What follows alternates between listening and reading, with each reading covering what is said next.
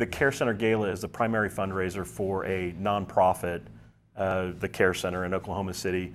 It helps fund the operations and the use of the Care Center for the year.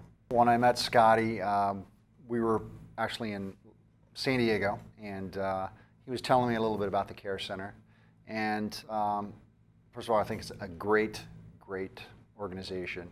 But I also have some experience with, I have a couple friends that have kind of gone through the trauma of what the organization is about, and they have shared with me, but they never received the counseling that they should have had as young people, because they're in their 40s now, and they still hold on to the pain and never shared it with anyone. I mean, they shared it with me in a private setting, and for me, for that to still affect them as they're in their 40s and never receiving the therapy and counseling, it's painful for me. And when Scotty was telling me about it, I needed to be here. I had to be here. We've got an endemic problem with 1 in 3 young girls in Oklahoma in between the age of 2 and 17 that will be molested. That's reported. And one in 5, or is it 1 in 4 boys between the age of 2 and 17. Just as a comparison, 1 in 10 will be diagnosed with ADHD, 1 in 68 autism, 1 in 128 kids will be diagnosed with pediatric cancer.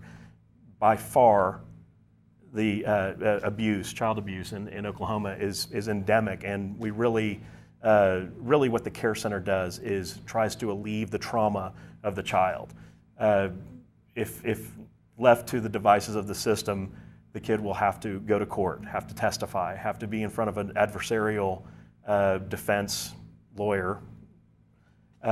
With the Care Center, we do a forensic interview that's digitally recorded, but interviewed by a forensic interviewer, and they're able to tell their story effectively without having to tell that story over and over again, lessening the trauma on the child. If people would like to attend the gala, celebgalaokc.com, and this has been an annual event for the last, I think, 6 or 7 years. I just met Scotty not too long ago when he shared about the organization, and I'm looking forward to it. I think it's a great cause and a great organization, and really happy to be here. American Sniper was the #1 box office hit of 2014, and I play Bradley Cooper's father when he does a flashback when he's in the war, when he's a 10-year-old boy.